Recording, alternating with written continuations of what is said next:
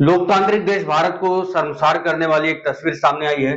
पिछले 2-3 दिनों से सोशल मीडिया पर एक वीडियो वायरल हो रहा है जिसमें एक नवनिर्वाचित महिला सांसद को सरेआम थप्पड़ मार दिया जाता है, जिस पर कथित महिला विचारक अथवा जो फेमिनिस्ट है वो चुप्पी साधे हुई है। लोकसभा चुनाव में मंडी से सांसदी जीतने के बाद कंगना रनौत के साथ जो एयरपोर्ट पर घटना घटी है वो सामान्य घटना नहीं है। उनके सांसद बनने के बाद उन्हें सरेआम थप्पड़ मारा गया है।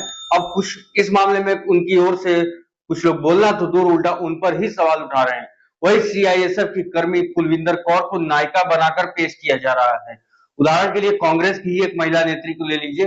वो इस मामले में दिखावे के लिए सांसद को थप्पड़ मारे जाने की निंदा जरूर करती है, लेकिन बाद में ये दिखाने की कोशिश करती है कि कंगना ने सोचो कैसी बात कही होगी कि जिसकी टीस सीआईएसएफ कर्मी के मन में रह गई और उसने ऐसा कदम उठाया। ऐसी घटना को जस्टिफाई करना दिखाता है कि इकोसिस्टम के लोगों के मन में घटना की गंभीरता को लेकर चिंता बिल्कुल भी नहीं है, बल्कि खुशी इस बात की है कि भाजपा के सांसद को थप्पड़ हुआ तो सही हुआ और थप्पड़ मारने वाला जो है वो निर्दोष ही होगा, जबकि ये मामला पूर्ण रूप से सोचने वाला है। आज के समय में हर राजनेता अपने आप को सिद्ध करने के लिए कहीं न कहीं से कुछ न कुछ उदाहरण देता है, कभी किसी मामले पर तो कभी किसी प्रतिद्वंदी पर।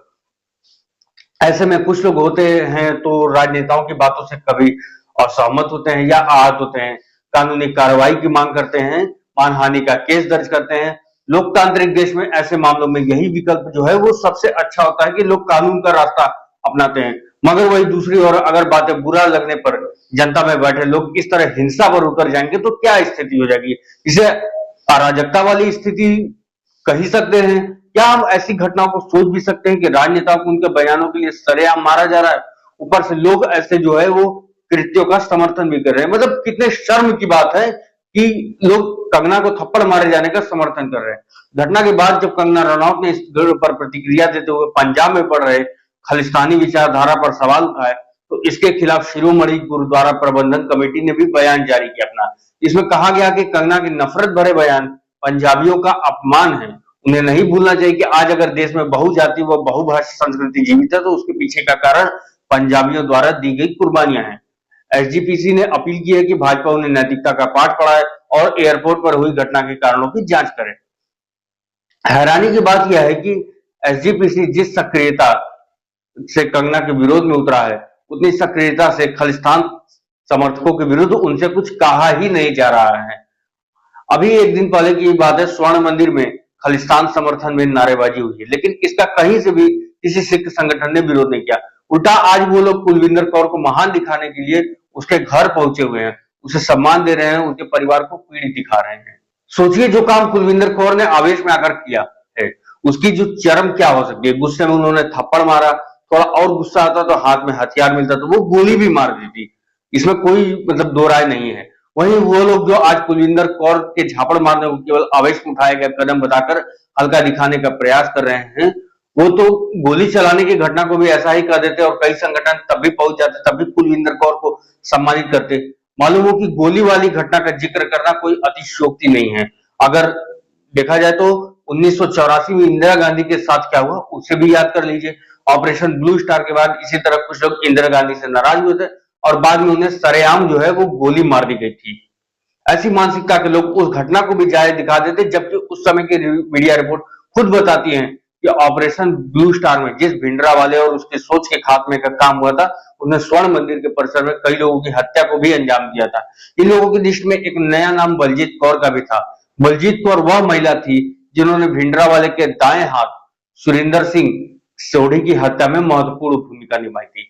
जब भिंडरा वाले को इस संबंध में पता चला तो उसने पहले मुख्य साजिशकर्ता का गला कटवाया और उसके बाद भिंडरा वाले के लोगों का मारने का क्या अंजाम होता है ये संदेश देने के लिए बलजीत कौर को अकाल तख्त में लाया गया।